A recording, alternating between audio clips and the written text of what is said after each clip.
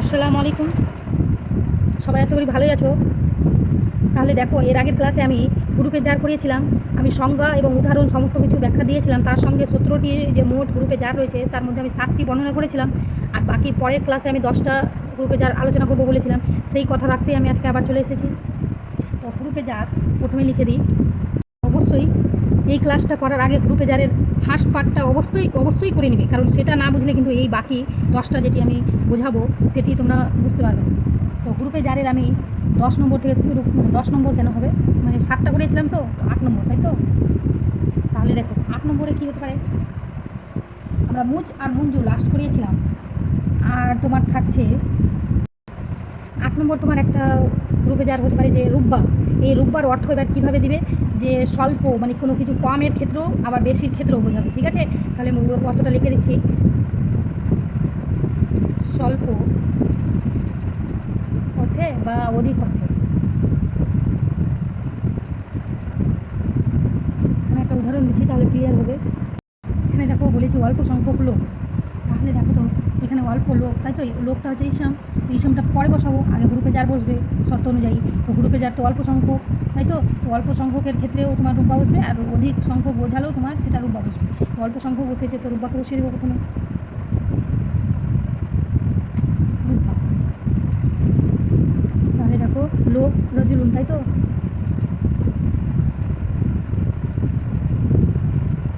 এবার দেখো এখানে আলিফ লাম বসাইনি, কারণ এখানে কিন্তু মুজাপিলেহে হয়ে নেই। এর থাকলে মুজাপিলেহে থাকতো, তাই তো? তাহলে এখানে এর নেই, ওই জন্য মুজাপিলেহের মতো আমরা আলিফ লাম আর জের যুক্ত করলাম না। এখানে আলিফ লাম বসলো না, লোক যেহেতু বলেছে তো আলিফ লাম বসলো না, সেই জন্য এখানে দো জের বসিয়েছি। গ্রুপে জারের ক্ষেত্রে কিন্তু মানে জের বসে, যেটা শর্ত আমরা প্রথম ক্লাসে দিয়েছিলাম, যে গ্রুপে জারের ক্ষেত্রে কী হয়, যে গ্রুপের জারের পরের যেটা ইসম শব্দ থাকবে সেটাতে জের গ্রহণ করবে। এখানে যে জের বসাবো, তো এখানে দেখছি আলিফ লাম নেই, এখানে আলিফ লাম নেই, এখানে আলিফ লাম নেই, সেই জন্য আমরা দুটো জের দিয়েছি শর্ত অনুযায়ী। তাহলে 9 নম্বর দেখো, এখানে দেখো আমি 3টা গ্রুপে যা লিখেছি, আদা, খালা, হাসা। এবার 3টে একসঙ্গে লিখলাম কারণ 3টের অর্থ একই দিবে।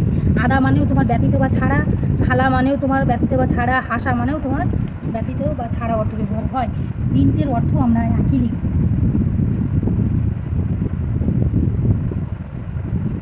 ব্যতীত বা ছাড়া, ঠিক আছে? তাহলে ক্লিয়ার? এবার দেখো আমি একটা যদি বাক্য লিখি যে খালিদ ব্যতীত সব ছাত্র এসেছে, ঠিক আছে?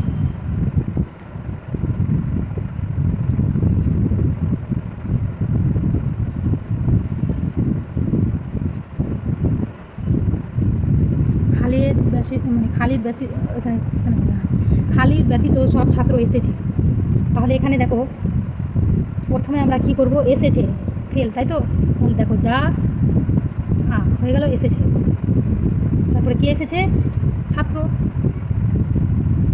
সব ছাত্র, তার মানে কি এখানে জমা হচ্ছে, তো তুল্লাভ হয়ে যাবে।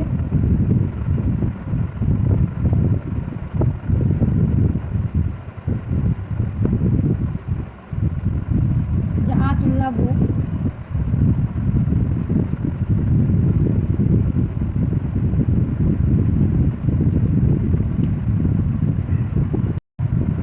এখানে দেখো বাংলা বাক্যে আগে খালিদ ব্যতীত সব ছাত্র এসেছে, এখানে ব্যতীত এই শব্দটাই হরুফে যা। তো এই দেখো ব্যতীতর আগে যেটা খালিদ রয়েছে এটা ইসম শব্দ, তো ইসমটা পরে বসবে আর ব্যতীত আগে বসবে। তো মানে কি, এই 3টের মধ্যে যে কোনো একটা বসাতে পারো, 3টের অর্থ যেহেতু একই। আদৌ বসাতে পারো, খালাও বসাতে পারো, হাসাও বসাতে পারো, যে কোনো একটা বসিয়ে তারপরে খালিদটাকে বসাতে হবে। তার আগে আমরা এইটুকু দেখে নিই। দেখো এসেছে তো যা বসিয়ে দিয়েছি, তারপরে সব ছাত্র কুল্লাবু হয়ে গেছে কুল্লুহুম, ঠিক আছে? অনেকজনের ক্ষেত্রে এটা বসে গেছে, বাক্যটা ক্লিয়ার করলাম। এবার দেখো গ্রুপে যারে আসি, এখানে ব্যতীতটা আদা বসিয়ে দিলাম, তুমি খালাও বসাতে পারো, হাসাও বসাতে পারো। আমি আদা বসিয়ে করালাম যে আদা, এবার খালে দি, এখানে খালে দিন হবে কেন, কারণ খালেদ একটা লোকের নাম, তো লোকের নামের ক্ষেত্রে আলিফ লাম বসে না, আমরা আলিফ লাম বসাইনি, তার জন্য আমরা দো জের ব্যবহার করেছি লাস্টে। এবার গ্রুপে যার ক্ষেত্রে জের ব্যবহার হবেই যেহেতু, তো এখানে আলিফ লাম নেই, ওই জন্য দো জের দিয়ে দিলাম। আর যখনই আলিফ লাম থাকবে তখনই কিন্তু আমরা একটাই জের দেবো, ঠিক আছে? এবার দেখো আদা খালিদিন, এবার এখানে তুমি এটার জায়গায় তুমি এটাও বসাতে পারতে যে খালা, এই যে দেখো খালা খালেদিন। তারপরে তুমি এটাও বসাতে পারতে যে হাসা খালেদিন, তুমি যে কোনো একটা বসাতে পারো, 3টের অর্থ একই। তাহলে আমাদের 11টা হয়ে গেল। মিন মানে কি? থেকে, তাই তো? তো মিন একটা হচ্ছে আমাদের গ্রুপে যার পেলাম মিন, তো মিনের অর্থ থেকে। আবার কখনো কোনো জায়গার ক্ষেত্রেও তোমাকে বোঝানো হয়, জায়গা মিন, ঠিক আছে? তারপরে বর্ণনা অর্থে, তারপরে তোমার পরিবর্তে অর্থে,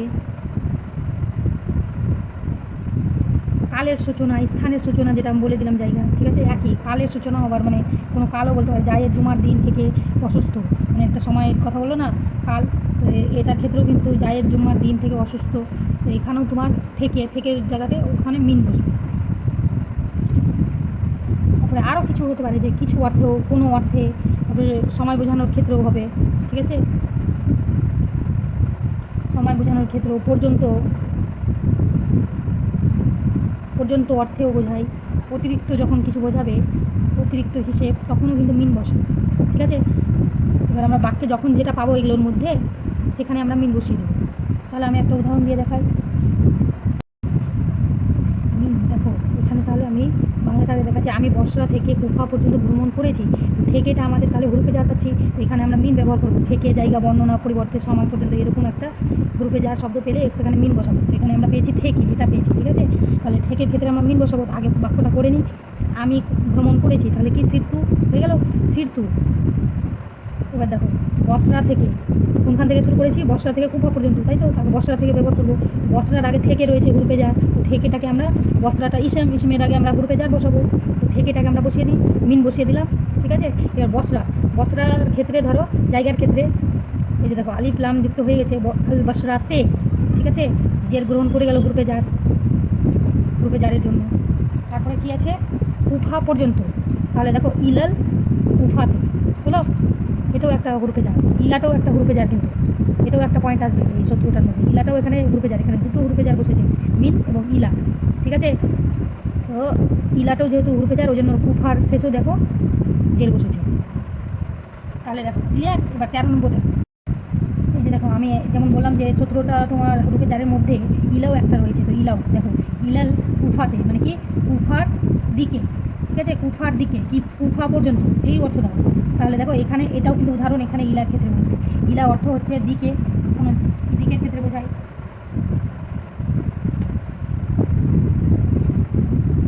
দিকের ক্ষেত্রে, অথবা তুমি স্থানের শেষ সীমা বোঝাতে, কালের শেষ সীমা বোঝাতে, তারপরে সাথে অর্থ দেয় আবার, তারপরে নিকট, এই সমস্ত অর্থের ক্ষেত্রে কিন্তু ইলা ব্যবহৃত হয়। এখানে কিন্তু এই অর্থটাই আমরা এখানে ব্যবহার করে দিচ্ছি, মানে উদাহরণ কুফার দিকে বা কুফা পর্যন্ত, যেটাই বসো, কুফা দিকে। তাহলে এখানে দেখো দিকে, এখানে দিকের অর্থ ইলা দিচ্ছে, তো ইলা মানে দিকে, তাহলে দেখো ইলা আগে বসিয়ে দিলাম গ্রুপে যার, ইলা বসিয়ে দেওয়ার পর এখানে কুফা ইসেম শব্দ, তো আলিফ লাম বসে গেল, তার সঙ্গে গ্রুপে যারের পরে ইসেমটাতে জের গ্রহণ করে, তাহলে কুফা বসিয়ে দিই, কুফাতে। এটা একই ওই আগের উদাহরণ থেকেই লিখে দিলাম, কারণ আরও ভালো করে মাথায় ঢুকে যাবে একই উদাহরণ দেওয়া। এবার ফি, 17টা গ্রুপে যারের মধ্যে একটা ফি পড়ছে, ফি এর অর্থ মধ্যে বোঝায়, আমরা সবাই জানি। মধ্যে ছাড়াও কি বোঝাতে পারে?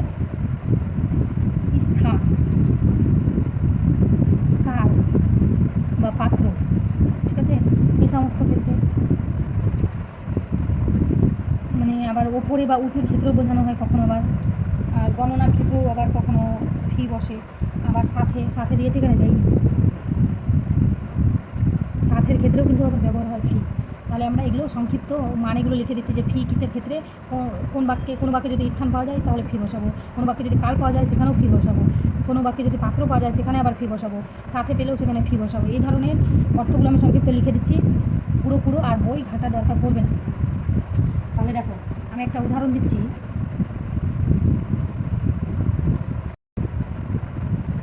এখানে দেখবে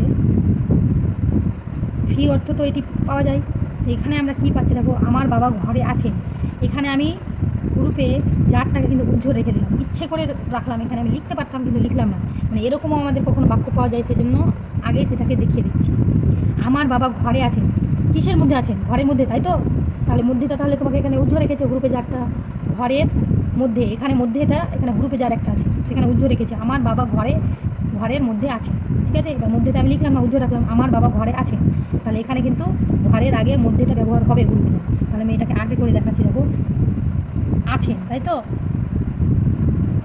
তাহলে দেখো আবি, আমার বাবা আছেন।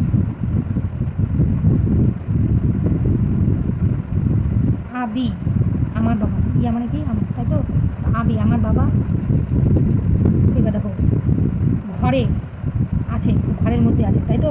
কিসের মধ্যে আছে? ঘরের মধ্যে। এবার ঘরের আগে কি? বাইতুন। এখানে দেখো বাইতুনের আগে কিন্তু মধ্যেটা বসবে হুরুপে যার, তাহলে ফিটা বসিয়ে দিই। ফি বসানোর পরে এবার ঘরে ইসেম শব্দটা বসাবো, আর হুরুপে জারের পরে ইসেম বসলে আলিফ লাম বসবে, আর লাস্টে তোমার জের বসবে, তাই তো? হয়ে গেল, ক্লিয়ার? 15 নম্বর হুরুপে জার আন। আনের অর্থ কিন্তু থেকে। তার সঙ্গে আর কি অর্থ দিতে পারে? সম্পর্ক অর্থ দিতে পারে। তার সঙ্গে আর কি দিতে পারে? পক্ষ অর্থ দিতে পারে, পক্ষ থেকে। আবার কখনো ওপরের ক্ষেত্রেও অর্থ দেয়। একের পর এক ধাপ যে যাই কোনো বাক্যে, ধরো একের পর এক সিঁড়ি উঠে যাচ্ছি, এই ধরনের একের পর এক ধাপ, এই ক্ষেত্রেও কিন্তু আন বসে, ঠিক আছে? এই ধরনের যত বসাতে পারো একের পর এক। ওপরের ক্ষেত্রে, তারপরে পক্ষ থেকে বসিয়ে দিয়েছি, সম্পর্ক অর্থও বসিয়ে দিয়েছি, থেকে, হতে বা থেকে, এই ধরনের। 15 নম্বর গ্রুপে যারে দেখো আন যে দিয়েছি ওটার উদাহরণ দেখো। রুইয়া মানে কি? বর্ণিত, মানে বর্ণিত, ঠিক আছে? এবার দেখো আন আবি হুরাইরা, তাহলে আবু হুরাইরা হতে বর্ণিত, তাহলে হতের অর্থ হতে থেকে, এগুলোর ক্ষেত্রে আন ব্যবহৃত হবে বললাম। তাহলে দেখো রুইয়া বর্ণিত, আন আবি হুরাইরা, আবু হুরাইরা থেকে বর্ণিত। তাহলে দেখো 16 নম্বর একটা গ্রুপে যা হচ্ছে হাত্তা।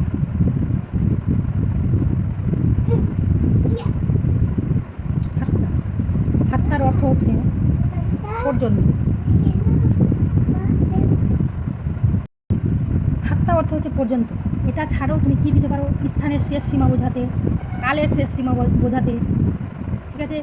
তারপরে সহ অর্থে, সাথে অর্থে,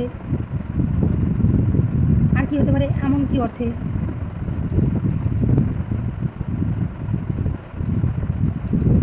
এমন কি অর্থ বোঝানো হয়? তাহলে বুঝেছো হাত্তা মানে কী কী বোঝাতে পারে? তাহলে আমি উদাহরণ দিচ্ছি। 16 নম্বরে হাত্তা যেটা দিলাম, এখানে একটা উদাহরণ দিলাম, আমি মাছটি মাথা সহ খেয়েছি, তাহলে এখানে সহ অর্থ দিচ্ছে, ঠিক আছে? তাহলে সহ দিচ্ছে মানে কি? আমরা তাহলে হাত্তা বসাবো। তাহলে বাক্যটা দেখো আমি খেয়েছি, আকাল তো, ঠিক আছে? এবার দেখো মাছটি মাথা সহ, তাহলে কি মাছের আগে কিন্তু মানে শহর আগে মাছটি মাথা, এটি কিন্তু আগে বসাতে হবে, তো আগে শহরটা বসাতে হবে। তাহলে দেখো মাছটি আগে বসিয়ে দিলাম, আল সামাকাতা, মাথা সহ, মাথাটা ইসাম, তাহলে দেখো মাথার আগে তোমার সহটা বসিয়ে দিচ্ছি, হাতটা বসে গেছে, তারপরে দেখো এটা সি হয়ে গেল। কীভাবে মানে হুরুপে জার ব্যবহার হচ্ছে বাক্যের মধ্যে, এটুকু মাথায় রাখবে যে হুরুপে জারের ক্ষেত্রে কিন্তু ইসেমের আগে হুরুপে জারটা বসে যাবে, আর হুরুপে জারের পরে যেটা ইসেম শব্দটা বসাবে সেটাতে আলিফ লাম যুক্ত করবে, তার সঙ্গে জের প্রদান করবে লাস্টে। আর দেখবে মানুষের নামের ক্ষেত্রে, কোনো জায়গার ক্ষেত্রে এগুলোতে কিন্তু আলিফ লাম যুক্ত হয় না। তার জন্য যেগুলোতেই দেখবে যে আলিফ লাম যুক্ত হচ্ছে না ইসেম শব্দটাতে, সেটার শেষে জের দিবে, কিন্তু ওটার আলিফ লাম ছাড়া থাকলে তোমার দুটো জের দিতে হবে, এটুকুই মাথায় রাখতে হবে। লাস্ট গ্রুপে যারা আমরা বলেছিলাম 17টি, তাই তো? তো আমাদের 17 নম্বর হচ্ছে আলা। এবার দেখো আলা অর্থ কিন্তু ওপরে, আমরা সবাই জানি। এবার ওপরে ছাড়া আর কি কি অর্থ দিতে পারে? সাথে, ঠিক আছে? নিকটে, অনুযায়ী, আর কি অর্থ দিতে পারে? আবশ্যক, হ্যাঁ, বিরুদ্ধে,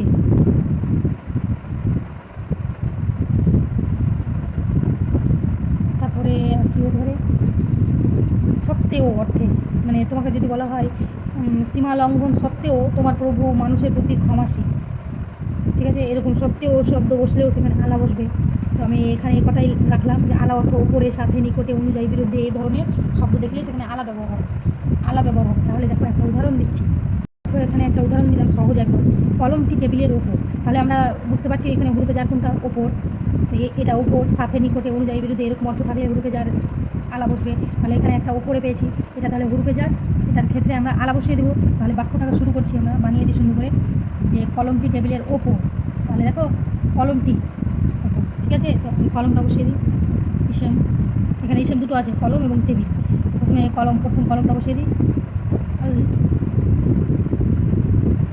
কালাম, আল কালাম, টেবিলের ওপর, ঠিক আছে? এখানে এটা হচ্ছে হুরুফে জার, এটা হচ্ছে হুরুফে জারের যেটা ইসেম পরে বসবে সেটা। তো এটা টেবিলের ক্ষেত্রে আলিফ লাম বসাবো, তার সঙ্গে লাস্টে জের প্রদান হবে, তাই তো? তাহলে আগে আমরা উপরে হুরুফে জার যেটা ওটা বসিয়ে দিই। আমি একদম বাংলা মাতৃভাষায় সহজভাবে বোঝানোর চেষ্টা করছি। আল কালামু আলা আলাল কাবিলু কাবিলাতু, টেবিল, তাই তো?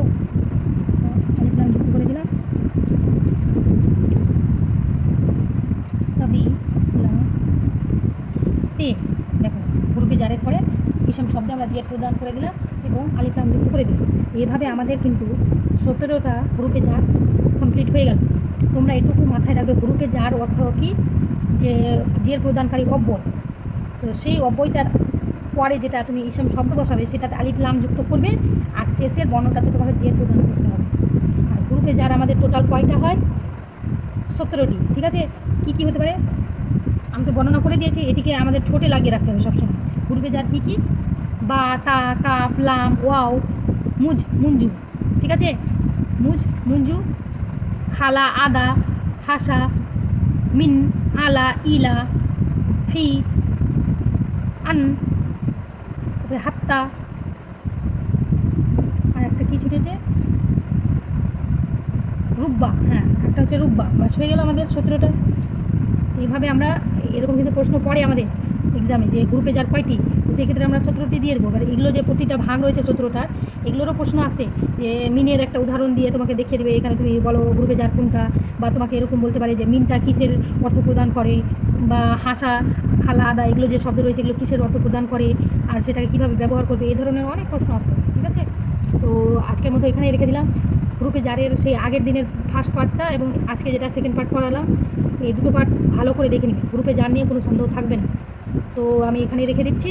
সকলে ভালো থাকো, সুস্থ থাকো এবং ভালো করে মন দিয়ে পড়াশোনা করো, সবার যেন ভালো হয়। আসসালামু আলাইকুম।